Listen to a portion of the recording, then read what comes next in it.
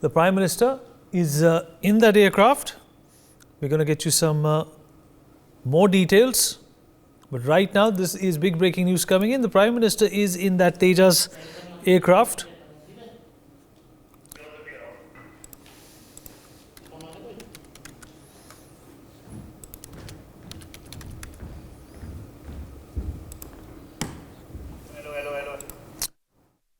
All right, Prime Minister Modi in the Tejas fighter from Bengaluru during his visit to the state-run Hindustan Aeronautics Limited facility. So visuals of the Prime Minister taking a flight in the Tejas fighter from Bengaluru during his state visit to HAL. He was in the city to review the ongoing work at its manufacturing facility. And Prime Minister Modi has been pushing for indigenous production of defence products and has highlighted as to how his government has boosted their manufacturing in India and also their exports. Jayaprakash, my colleague, is joining us on the broadcast to give us more details about this. Jayaprakash, if you can hear me, thank you for speaking with us. Pleasantly surprised to see the Prime Minister in the Tejas aircraft. Of course, what more demonstration of the safety and the agility of our own aircrafts than the Prime Minister taking a ride in it? Well, Vineet, information trickling in just now that Prime Minister Narendra Modi has done sorties on LCA Tejas, the light combat aircraft. It's called Tejas. He had a meeting today. It was all closed door, hush-hush meeting. The media was not allowed for his Bangalore visit at the HAL facility. The itinerary or the tour program of the Prime Minister's office and the HAL, which was released to the media, simply mentioned that he is reviewing the safety of LCA, the Tejas. It's a Mark II engine that we are discussing about. And news just now coming in that he's in fact taken a sortie co-piloting the LCA Tejas Mark II engine in the skies of Bengaluru. About half an hour is what we are given to understand that he was in that Tejas aircraft, demonstrating that it's inferior to none as far as fighter jets across the globe is concerned. We've already seen orders coming for Tejas from different countries, from countries like Indonesia, Malaysia, for which the HAL is still under discussion. But as far as the naval and the Air Force version is concerned, already about 6 batches of aircraft have been delivered to both Navy and the Air Force. This time, the Prime Minister himself for taking a sortie is a testimony to the fact that it's a world-class jet competing with all the biggies across the globe. Now, HAL, of course, is on this LCA mission for the last 27 years. We have seen how the flight safety has been done over 1,500 hours in Bengaluru skies. We participated in about 7 of the air shows, and it is also part of the Indian Air Force for the last 2 years. Now, the HAL, which is manufacturing the LCA, is developing. The aircraft is still under development, you can say now, with the introduction of the Mark II engine. It's a fully indigenous aircraft built by India, be it the fly-by-wire technology, be it the hardware, or the software on this fighter jet. Everything from the scratch to the final product was built in Bengaluru facility of HAL. The ADA, Aeronautical Development Agency, the ADA, which is the DRDO, about half a dozen military establishments have worked together to bring this final product to the runway. Confirmed news coming in that in fact Prime Minister Narendra Modi was in fact on that aircraft this morning, taking the sortie on the Bengaluru side.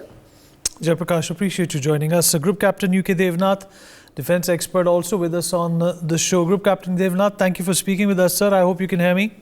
Oh, definitely. Well, you know, it's a big boost. And of course, India's defense exports reached somewhere close to 16,000 crores in the financial year 22-23. And the Prime Minister was in Bangalore making sure that this trend continues, in fact, increases rather. Oh yes, India is looking forward to a huge export potential as far as our indigenous arms and ammunition and other combat platforms are concerned. And it is good to know that Prime Minister himself is taking personal interest in ensuring that all the agencies in India, including DRDO, HAL, Armed Forces, and most important, our scientific and student community, join together so that we can make the best product in shortest possible time. Prime Minister, if he takes personal interest, it also goes and ensures practically that bureaucratic red tapes are cut and no artificial hindrances are created to delay the project. One more thing is that foreign countries, other countries, especially small countries in Africa, in Latin America, in Southeast Asia, they look forward to India for meeting their defense requirements in near future. So Tejas Mark 1 and Mark 1A has already given a very good account of themselves during various international flying and aerial shows. I am very sure that Tejas Mark 2 will also not only make an image, a prestigious and vibrant image for Indian aviation industry, but also Tejas Mark 1A or Tejas Mark 2 will get maybe a good export order in very near future. Yes. Group Captain Devnath, we also have to understand that several countries in the past few months have shown, an astounding amount of interest in buying Tejas, which is a light combat aircraft. The Prime Minister taking a ride in it, the US defense giant GE also showing interest in HAL to jointly produce the Mk2 Tejas. This is great news coming in. How has our, our industrial complex, military industrial complex, improved and increased its potential in the last decade, according to you? Oh, yes, with Prime Minister himself flying an aircraft, that too a fighter aircraft. All the kids, especially the young boys, teenagers, they are looking forward to joining Air Force and flying probably Tejas Mark II very soon. But on a serious note, all the defense industries have finally got the act together. And with the government of India's blessings and personal monitoring by Prime Minister in last 5 or 10 years, huge improvements have been made as far as basic infrastructure for manufacturing fighter aircraft or other aircraft in future is concerned. You see, all the capital equipment that costs huge amount of funding. A lathe machine, what we see, a CNC lathe machine, which is utilized for cutting the wings of Tejas Mark 1 and Tejas Mark 2, it costs crores and it needs air-conditioned environment. It needs hangars which are very hygienically, IS 10,000 clearance. So what happens in future when foreign dignitaries come? We take them to all these manufacturing facilities. We show them our design development effort.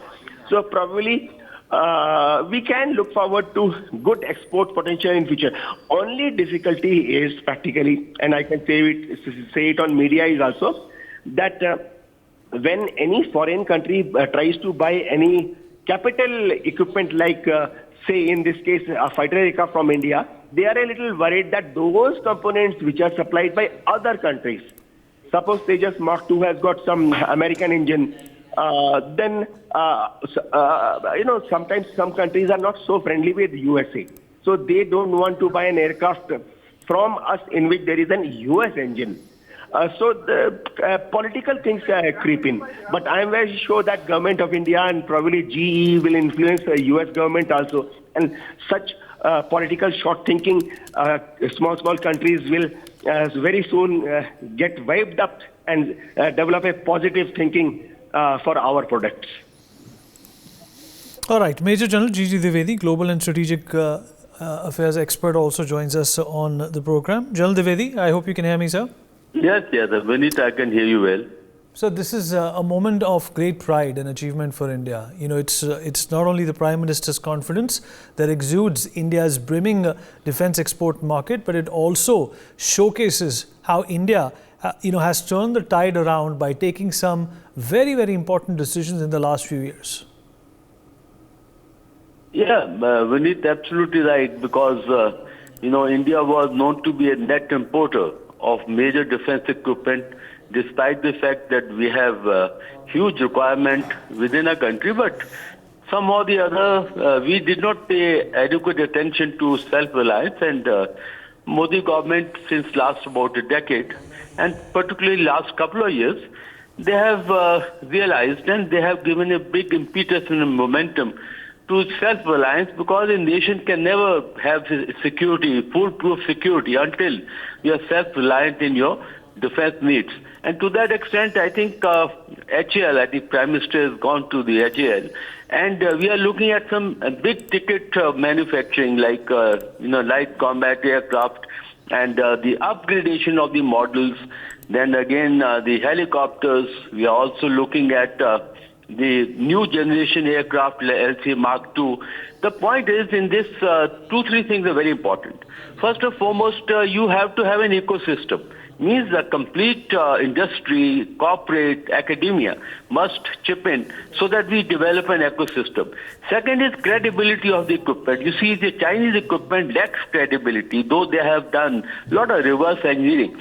But we must focus that we maintain the credibility, reliability of the equipment, and that will come once our own defense forces use that equipment, and that becomes a role model that showcases to other nations that yes, our equipment is reliable. So I would only focus on that we must focus on our equipment quality, reliability.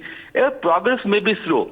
And secondly is when we tie up, see, certain technology has to be, we need to import that technology like engines, for example, F414 engine, which will be powering the LCA-2 aircraft. Now, these are very complicated, very complex technology-driven equipment. So for that, we need to have tie-up, and we cannot develop these in next even a decade or so. But the point at issue is that terms and conditions must be favorable to us, that transfer our technology.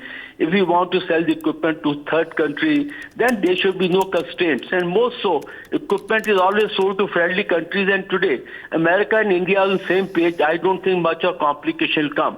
But all I can say is self-reliance is the key to security, and the government is moving forward in the right direction. And I am confident in coming decade or so, India will have very high degree of self-reliance and also become a net exporter. The 5 billion target will be realized, and I think we will go far beyond that. Vineet. Right, sir. Also, let's talk about the imports that have worried the Modi government for a very long time. Do you think in the next few years they're likely to come down even more, and the defense exports are obviously going to be adding that value to the GDP of $5 trillion that this government has aspired for so long?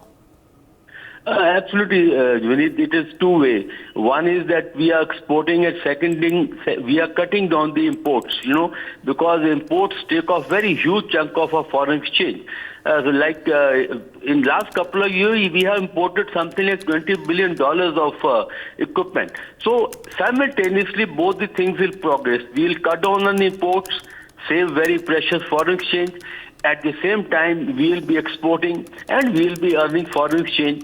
And this will also help us in augmenting our defense budget, because defense budget requirement are increasing as our role is increasing, interests are enlarging.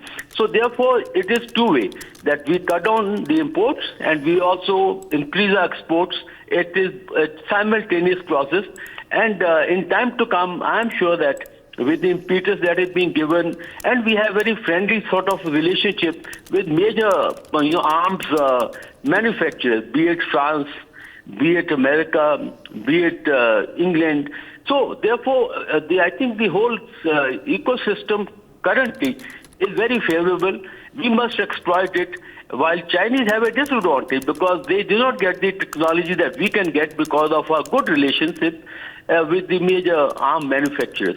So all I can say is that it's a two-way process. Cut down on the imports and also increase the exports. This will be a big boost to our GDP also, and also foreign exchange. Vineet. All right. Sir, appreciate you joining us. Thank you so much for those inputs. Well, so those are visuals, fresh visuals coming in. The Prime Minister is at the HAL facility in Bangalore. He's taken a sortie in the Tejas just a few minutes ago, And of course, India's pride has been that now, from becoming a defense importer for such a long time, it's a defense exporter. An all-time high figure of 16,000 crores was reached in 22-23. It's a remarkable achievement from the country.